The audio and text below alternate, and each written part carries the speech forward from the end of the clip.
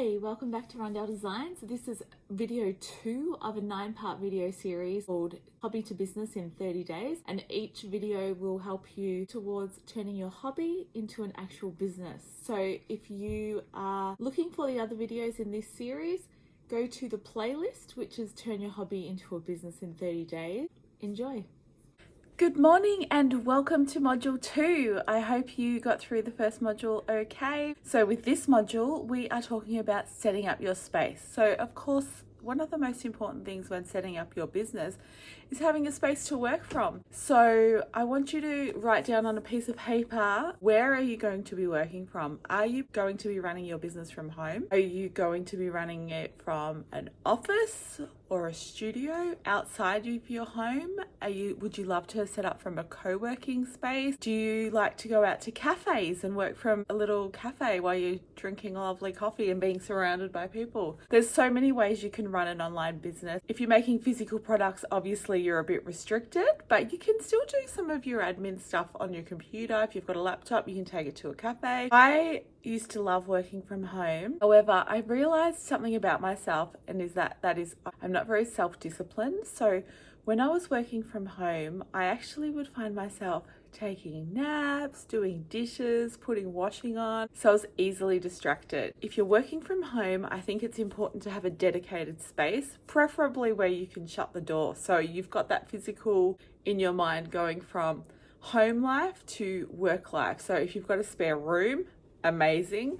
Go in there, shut your door, you're at work now. Even if you've got a garage. So if you're like a really creative business and you're doing art or something, the garage is a perfect place to set up your art studio. I had my art studio in my garage for a long time and it worked really well. Even in winter, you just get a little heater. In summer, you grab a little fan. Really get creative about thinking about where you're going to set your space up. Another place I've had my studio space was at the end of my bedroom. So one of the houses I rented had a massive master bedroom. So what I did was get some just cheap wooden IKEA shelving, I think the pine wood ones. It was like $100, and put that at the end of my bedroom area. And then I think it was about 1.5 meters by 3 meters. So it wasn't a big space, but it was at the window.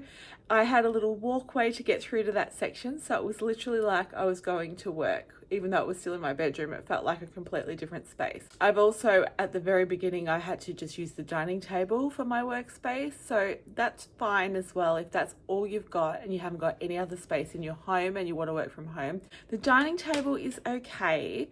The only thing I would be wary about is making sure you have some kind of storage set up so at the end of your day, you can easily pack your stuff away and put it away so you're in family time again. Because what I found when working from the dining table is that I actually ended up just leaving everything, and I'd make the kids eat from the couch at dinner time, and we kind of lost our dining table. The business took over.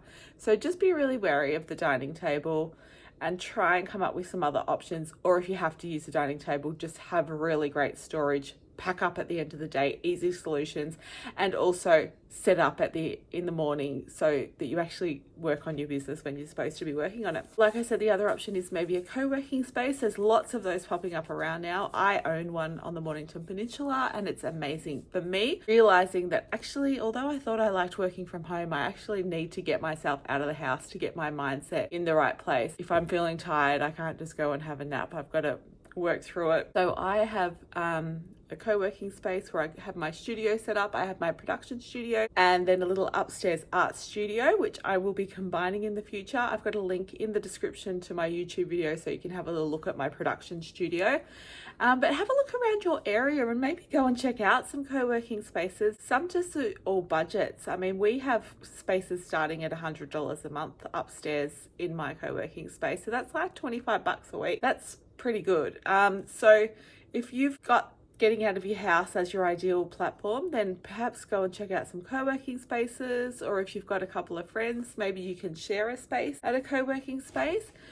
Just open your mind up to a few different options and just really explore what's out there. Now with your space, I want it to be really nice and organized, tidy, clean. So if it's an area that you've already got in your house, or if you've already started sort of working on your business or your hobby, if you're anything like me and you're creative, you'll end up, you've got stuff everywhere because you've got lots of projects on the go. So I want you to really get in the frame of mind of professional business owner. Start by having a declutter of your space. If you've already got an existing space, have a good clean out, sell some stuff on Marketplace. I've got a video on my YouTube channel if you want to check that out, how if you've never sold anything on Facebook Marketplace, it's still free at the moment, and it's a great way to get rid of stuff. Obviously people generally come to pick up from your house, but if you don't like that, you could organize a mutual location or even offer delivery. That's a great way for having people not come to your house. So have a clean up of your stuff, get organized, have that basic setup ready to go so that when you're ready to work on your business, you can just go in,